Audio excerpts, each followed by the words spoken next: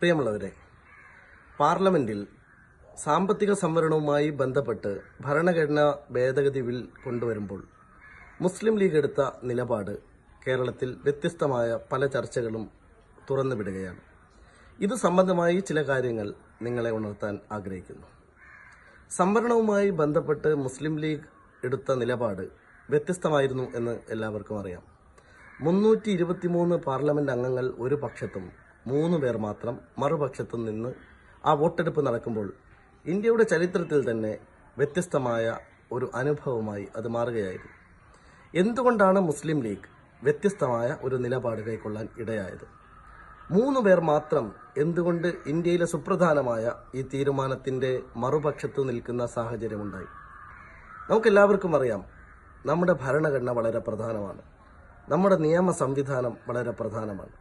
ഭരണഘടനയും നിയമ സംവിധാനവും ഉയർത്തിപ്പിടിക്കുന്ന ഒരു രാഷ്ട്രീയ പാർട്ടി എന്ന നിലയിൽ പിന്നോക്ക ജനവിഭാഗങ്ങളുടെ അടിസ്ഥാന പ്രശ്നങ്ങളോട് ആഭിമുഖ്യം പുലർത്തി ആത്മാർത്ഥമായ നിലപാട് കൈക്കൊള്ളുന്ന ഒരു പ്രസ്ഥാനം എന്ന നിലയിൽ മുസ്ലിം ലീഗിന്റെ 2 അംഗങ്ങൾ പാർലമെന്റിനകത്തെടുത്ത നിലപാട് ഏറ്റവും കൂടുതൽ സ്തുത്യർഹമാണ്. മാത്രമല്ല, വരും കാലത്തിൽ ചരിത്രം അത് രേഖപ്പെടുത്തുക തന്നെ ചെയ്യും എന്ന കാര്യത്തിൽ യാതൊരു സംശയവുമില്ല. മുസ്ലിം ലീഗ് 3 കാരണങ്ങൾ കൊണ്ടാണ് ഈ തെരഞ്ഞെടുപ്പിൽ വ്യത്യസ്തമായ ഒരു ചേരിയായി നിന്നുകൊണ്ട് വോട്ട് ചെയ്യാൻ തീരുമാനിച്ചത്.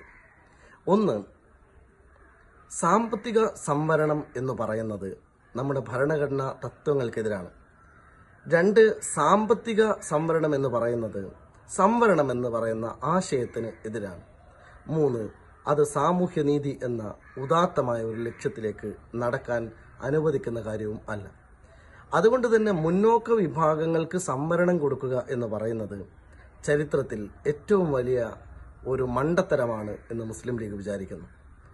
ഒരിക്കലും ഇന്ത്യയിലെ സാമൂഹ്യമായി ഏറ്റവും പ്രയാസം അനുഭവിക്കുന്ന ജനങ്ങൾക്ക് ലഭിക്കുന്ന സംവരണം മുന്നോക്കക്കാർക്ക് അവകാശപ്പെട്ടതല്ല. മുന്നോക്കക്കാർക്ക് ഇടയിലെ സാമ്പത്തിക ബുദ്ധിമുട്ട് അനുഭവിക്കുന്നവർക്ക് വേണ്ടി നമുക്ക് കടാശ്വാസ പദ്ധതികൾ കൊണ്ടുവരാം, ദാരിദ്ര്യ നിർമ്മാർജ്ജന പദ്ധതികൾ കൊണ്ടുവരാം, അവർക്ക് വേണ്ടി പ്രത്യേകമായ സഹായ പദ്ധതികൾ ആവിഷ്കരിക്കാം. അതിനൊന്നും മുസ്ലിം ലീഗ് എതിരല്ല. മുന്നോക്ക സമുദായ അംഗങ്ങൾക്ക് ഏതെങ്കിലും തരത്തിലുള്ള ഗുണപരമായ ഒരു കാര്യമുണ്ടാവുന്നതിനെ മുസ്ലിം ലീഗ് എതിർക്കുകയാണ് എന്ന തരത്തിൽ ചില വിമർശനങ്ങൾ ഉയരുന്നുണ്ട്. അവർക്ക് സംവരണത്തിന്റെ അടിസ്ഥാന തത്വങ്ങൾ അറിയാത്തത് കൊണ്ടാണ് എന്ന് മാത്രമേ അതിന് മറുപടി പറയാനുള്ളൂ.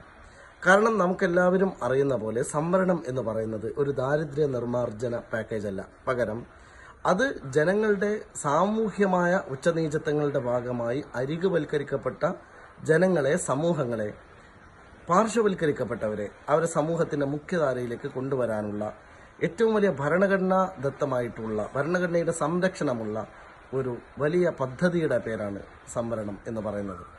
ഈ സംവരണം ആവിഷ്കരിക്കപ്പെട്ടത് കേവലം സ്വതന്ത്ര ഇന്ത്യയുടെ ചരിത്രത്തിലല്ല, സ്വാതന്ത്ര്യത്തിന് മുമ്പ് ഇതിനുള്ള സാഹചര്യം ഉണ്ടായിട്ടുണ്ട്.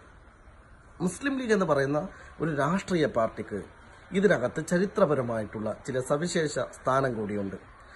ഒരുപക്ഷെ ഇന്ത്യയിൽ നമ്മുടെ പ്രഥമ പാർലമെന്റ് മുതൽ ഇന്നുവരെ പാർലമെന്റിനകത്ത് ഒരിക്കൽ പോലും ഒരു ഇടവേളയില്ലാതെ പാർലമെന്റിൽ അംഗത്വമുണ്ടായ ഒരു രാഷ്ട്രീയ പാർട്ടി മുസ്ലിം ലീഗാണ്. സ്വാതന്ത്ര്യാനന്തര ഇന്ത്യയിലും സ്വാതന്ത്ര്യപൂർവ്വ ഇന്ത്യയിലും ഒരേ സമയത്ത് കോൺസ്റ്റിറ്റ്യൂവന്റ് അസംബ്ലിയിൽ സാന്നിധ്യമുണ്ടായ രാഷ്ട്രീയ പാർട്ടിയും മുസ്ലിം ലീഗാണ്. സ്വാതന്ത്ര്യത്തിന് മുമ്പാണ് നമ്മുടെ ഭരണഘടന നിർമ്മിക്കുന്നതിന് വേണ്ടിയുള്ള ആദ്യത്തെ ചർച്ചകൾക്ക് വേണ്ടി കോൺസ്റ്റിറ്റ്യൂവന്റ് അസംബ്ലി എന്ന് പറയുന്ന സംവിധാനത്തിന് രൂപം നൽകിയത്. ആ കോൺസ്റ്റിറ്റ്യൂവന്റ് അസംബ്ലിയിലേക്ക് തെരഞ്ഞെടുക്കപ്പെടാൻ വേണ്ടി നടന്ന തെരഞ്ഞെടുപ്പിൽ യഥാർത്ഥത്തിൽ അതിന്റെ ചരിത്രപരമായ മറ്റൊരു സവിശേഷത കൂടിയുണ്ട്.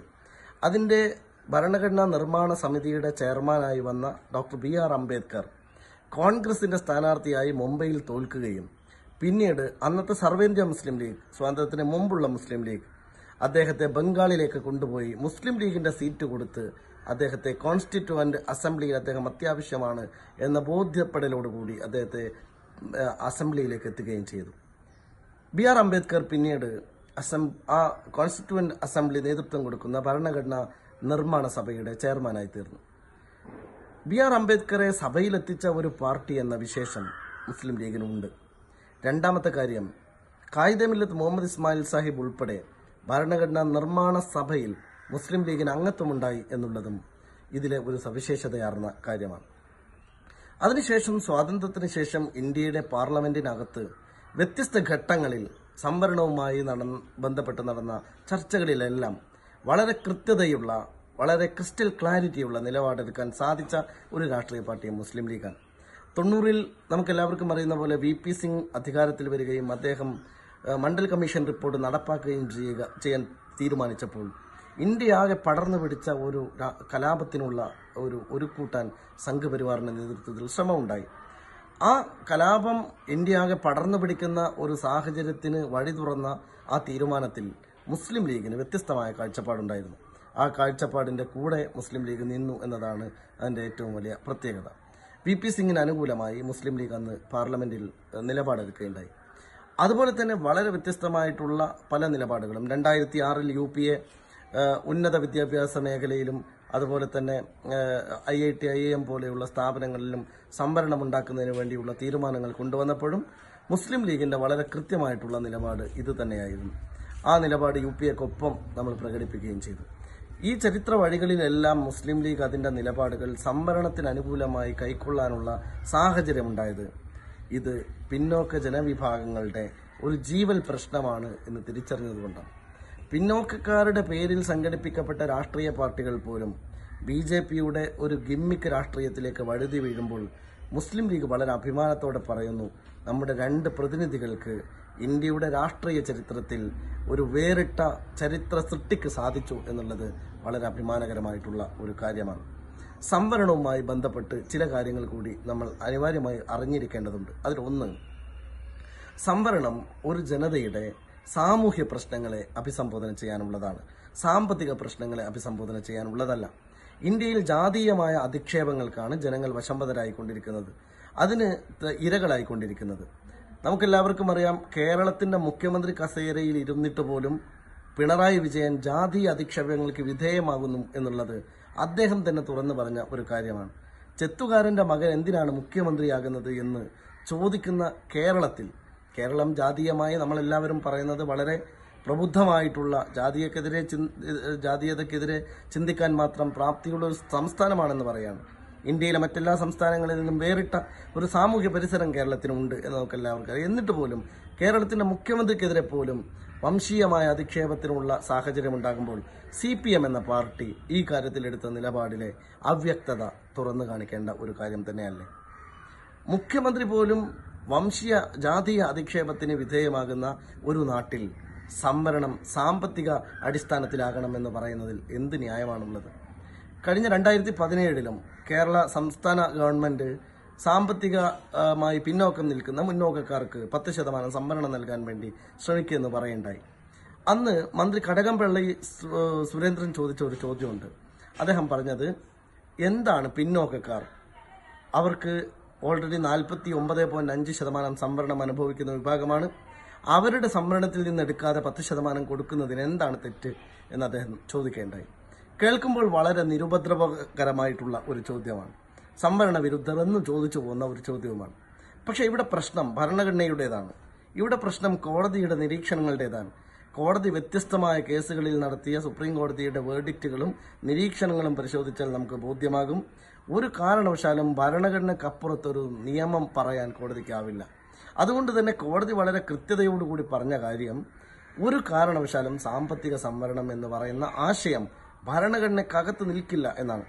അതുകൊണ്ട് പിണറായി വിജയനും CPM-ഉം സാമ്പത്തിക സംവരണത്തിന് വേണ്ടി വാദിച്ച ഘട്ടത്തിൽ പോലും നമ്മൾ അതിനെതിരായിട്ടുള്ള വിമർശനം ഉയർത്തിയത് അത് ഭരണഘടനാ വിരുദ്ധമാണ് എന്നതുകൊണ്ടാണ്. മാത്രമല്ല, മുന്നോക്കക്കാർക്ക് ഏതെങ്കിലും തരത്തിലുള്ള ഒരു സഹായം കൊടുക്കുന്നതിന് സംവരണമല്ല കൊണ്ടുവരേണ്ടത് എന്നതും ഒരു പ്രധാനമായ നിലപാടാണ്. അതുകൊണ്ട് ഈ വ്യത്യസ്തമായ നിലപാടുകൾ കൈക്കൊണ്ട് മുസ്ലിം ലീഗ് മുന്നോട്ട് പോകുന്നത് ചരിത്രപരമായ ഒരു ദൗത്യം നിർവഹിക്കാനാണ്. ഈ നാട്ടിൽ സാമൂഹ്യ വിവേചനങ്ങൾ നേരിടുന്ന ജനങ്ങൾ അവരുടെ സാമൂഹ്യ പരിസരം മെച്ചപ്പെടാൻ സംവരണം കൊണ്ട് മാത്രമേ സാധിക്കുകയുള്ളൂ. സംവരണം കൊണ്ടുവരുമ്പോൾ പണ്ഡിറ്റ് ജവഹർലാൽ നെഹ്റു പറഞ്ഞ ഒരു കാര്യമുണ്ട്, ഇന്ത്യയിലെ 10 വർഷം കൊണ്ട് നമുക്ക് ഈ ജാതീയമായ വിവേചനം അവസാനിപ്പിച്ച് സംവരണം വേണ്ടാത്ത ഒരു കാലമുണ്ടാകണം എന്നാണ്. എന്നാൽ 70 വർഷം പിന്നിടുമ്പോഴും കണക്കുകൾ ഓരോന്നും പുറത്തു വരുമ്പോഴും സച്ചാർ റിപ്പോർട്ട് ഉൾപ്പെടെയുള്ള കണക്കുകൾ പുറത്തു വരുമ്പോൾ ഇന്ത്യയിലെ ന്യൂനപക്ഷങ്ങളുടെയും പിന്നോക്ക മതവിഭാഗങ്ങളുടെയും സാമൂഹ്യ പരിസരം കൂടുതൽ ഭീഭത്സമാകുന്നു എന്നാണ് ബോധ്യപ്പെടുന്നത്. അതുകൊണ്ട് സംവരണം ന്യൂനപക്ഷങ്ങളുടെയും പിന്നോക്കക്കാരൻ്റെയും ജന്മാവകാശമാണ്. ആ ജന്മാവകാശം സംരക്ഷിക്കാൻ ഒരു പാർട്ടിയെങ്കിലും ഇന്ത്യയിലുണ്ട് എന്നതാണ് ഒരു മുസ്ലിം ലീഗ് പ്രവർത്തകന്റെ അഭിമാനം. നന്ദി.